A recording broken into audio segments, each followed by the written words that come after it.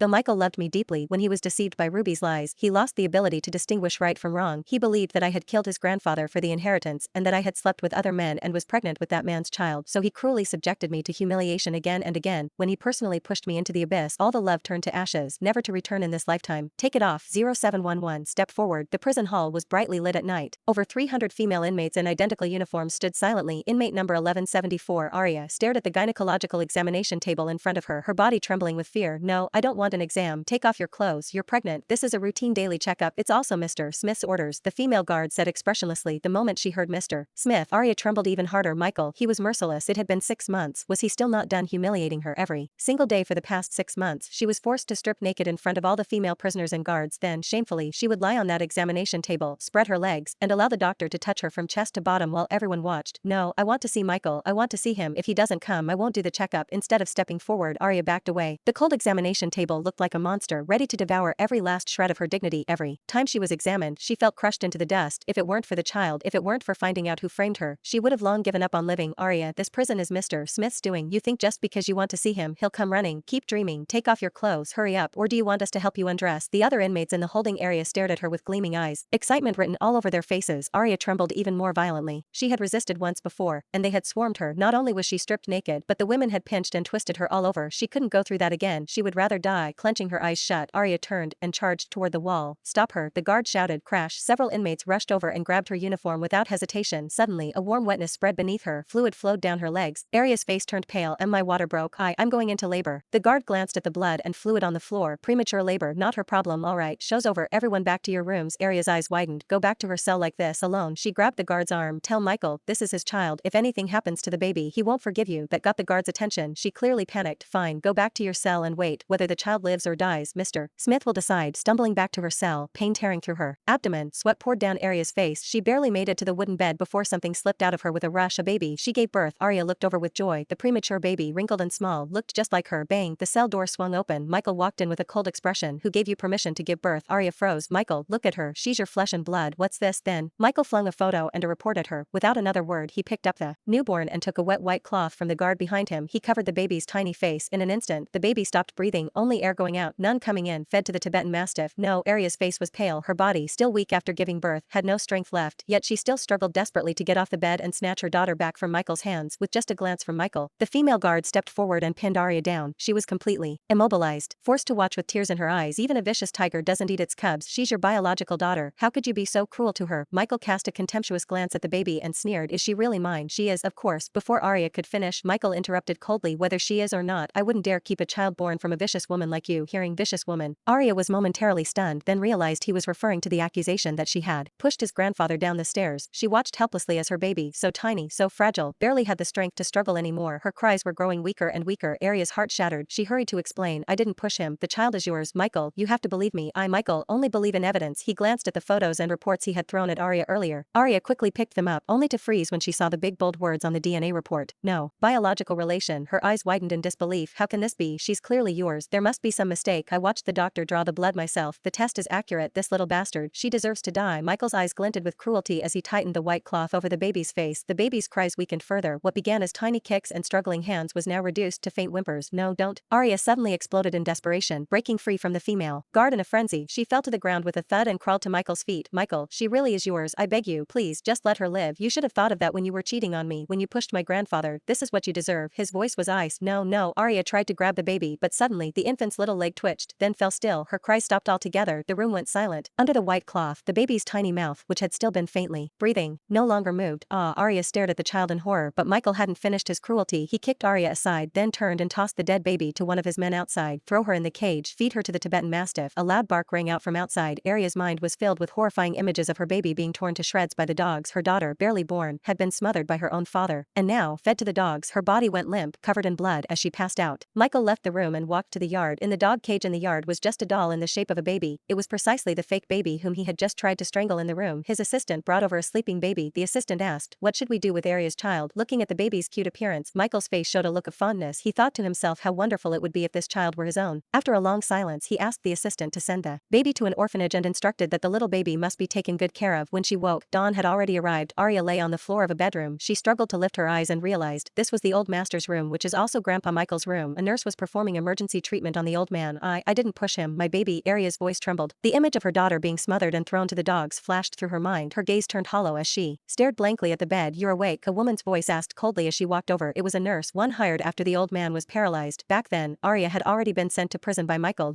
Who are you? The woman strode over, then suddenly grabbed Arya's disheveled hair and yanked hard. Who I am isn't your concern, but since you harmed Michael's grandfather, you don't deserve to be his wife. Why haven't you agreed to the divorce yet? It hurts. Arya instinctively tried to pull away. Her scalp felt like it was about to be torn off. That hurts. Oh, there's worse coming, the woman sneered, pulling a thin needle from her pocket and driving it straight into Arya's arm. Such despicable deceit. The long needle pierced into her flesh, sending a searing, bone-deep pain through Arya's body, snapping her into full awareness. Who are you? I've never wronged you. Why are you doing this to me? To Arya. This woman was a complete stranger, so why was she tormenting her like this? She was completely baffled. Because you pushed the old man down the stairs, of course. Ha ha ha. The woman stood arrogantly looking down at Arya, who was curled up in pain, trembling all over. Michael left you here to repent before the old man. Since you're awake, go kneel by his bedside. I won't. I want to see Michael. Arya struggled to get to her feet. She had just given birth to her daughter, not even fully out of the danger of postpartum complications, and she should have been resting in a soft bed, caring for her newborn. Instead, Michael had thrown her unconscious body onto a cold floor in a room without even a blanket. The thought of her daughter pierced her heart like a blade. Michael, he was a butcher, a monster. He would rot in hell. The woman glanced at her wristwatch and gave a small, smug smile. All right, once you've knelt before the old man, I'll go call Michael. Without thinking much, Arya stumbled to the old man's bedside. The patriarch was still unconscious, his body paralyzed, and her heart ached as she looked at him. But just like her, he was a victim too. She didn't push him. Now that she was back, she was determined to uncover the truth. She had to find out who really pushed the old man down the stairs. Thinking back carefully, only 3 people were in the villa that day. No matter how hard she tried, she couldn't figure out who the real culprit was. But one thing she was sure of: just as the old man was pushed, she had happened to step out of a room, and that coincidence had framed her in Michael's eyes as the culprit. Grandfather, I didn't push you. Please wake up. Please tell